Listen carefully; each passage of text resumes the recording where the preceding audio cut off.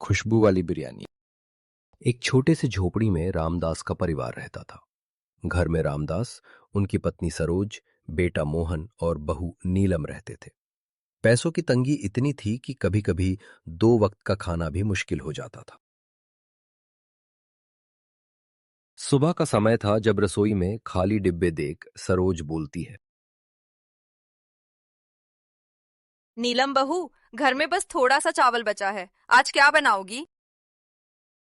माँ जी, जो है उसी से बना देती हूँ। फिर रामदास थके हुए बोलता है, काम ढूंढते ढूंढते पैर जवाब दे गए हैं, समझ नहीं आता घर कैसे चलेगा। फिर मोहन थाका हारा आके बोलता है, बाबूजी, मैं भी कोशिश कर रहा हूं, पर काम मिलना आसान नहीं। नीलम सबकी बातें सुन रही थी, पर उसके मन में एक बात छुपी थी, उसका हुनर। नीलम बहुत स्वादिष्ट खाना बनाती थी, खासकर उसकी चिकन बिरयानी पूरे मोहल्ले में मशहूर थी। एक दिन पड़ोसन शांति देवी आती है उनके घर और बोलती है, अरे नीलम, पिछले हफ्ते जो बिरयानी खिलाई थी ना, आज भी उसकी खुशबू याद है। अच्छा लगा आपको?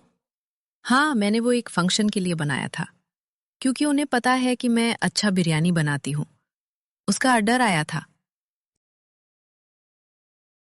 तुम बिरयानी का ठेला क्यों नहीं लगाती? लोग उंगलियां चाटते रह जाएंगे।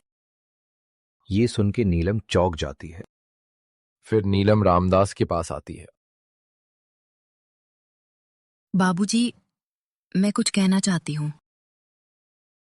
हाँ बहू, बोलो, क्या कहना है तुम्हें? अगर आप सब साथ दें, तो मैं बिरयानी का छोटा सा स्टॉल लगाना चाहती हूँ। मेरे मन में ये विचार आया है, क्योंकि हालात और परिस्थिति को देखते हुए मेरा ये ख्यालात है। पर नीलम जी, पैसे कहाँ से आएंगे? थोड़ी बचत है और मैं मेहनत करूंगी। आप चिंता मत कीजिए, सब हो जाएगा। बाकी ऊपर वाले का हाथ है तो सब ठीक जाएगा। मुझे अपनी बहू पर पूरा भरोसा है। ठीक है बहू, कोशिश कर लेते हैं। अगर तुमने मन में ये ठान ली है तो मैं और क्या कहूं। मेरा आशीर्वाद तुम्हारे साथ है। अगले दिन सड़क किनारे छोटा सा स्टॉल लगाया गया और नीलम उम्मीद से ग्राहकों को देखती है। नीलम, मुझे तो बड़ी चिंता हो रही है। कोई आ क्यों नहीं रहा? हिम्मत रखो, जरूर आएंगे। थोड़ा इंतजार करते हैं। अभी तो बस ठेला लगाया है ना। पूरा दिन बीत गया, सिर्फ 2 प्लेट बिरयानी बिकी। दोनों मायूस हो गए थे। हार मत मानो, कल फिर कोशिश करेंगे। सब्र का फल मीठा होता है। अगले दिन नीलम ने कुछ अलग किया। बिरयानी की खुशबू फैलाने के लिए ताजा मसाले डाले और अपना एक खास बिरयानी मसाला डाला। उस दिन लोग उसके बिरयानी की खुशबू सूंघ के उसके ठेले तक चले आते। बहन, 1 प्लेट देना और 2 प्लेट पैक कर देना। फिर दूसरा ग्राहक बोलता, मेरे लिए भी पैक कर दो, खुशबू बड़ी अच्छी है तो।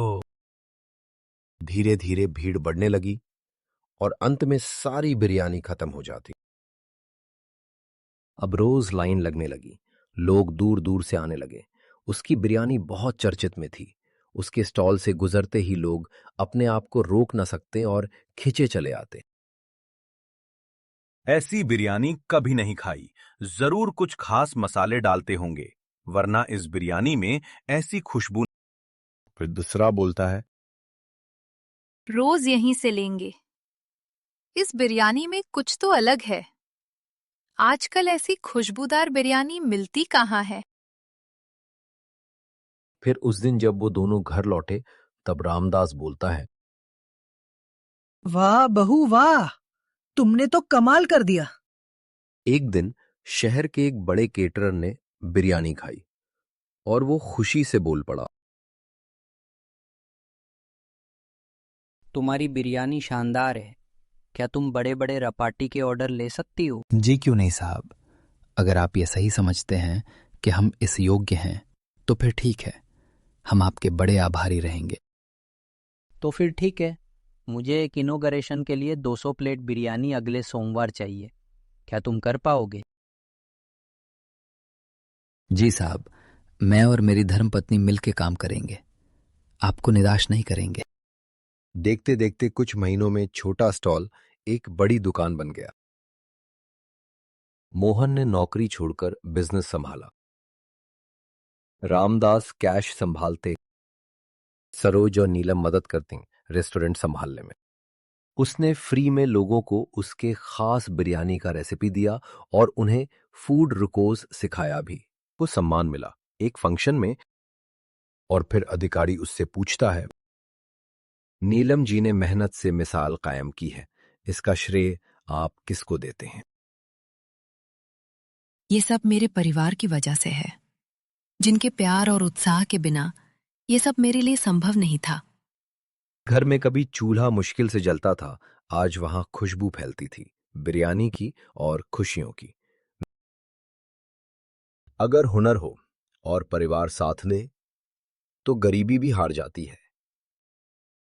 हुनर छोटा नहीं होता, मौका छोटा होता है। मेहनत और भरोसा जिंदगी बदल सकते हैं।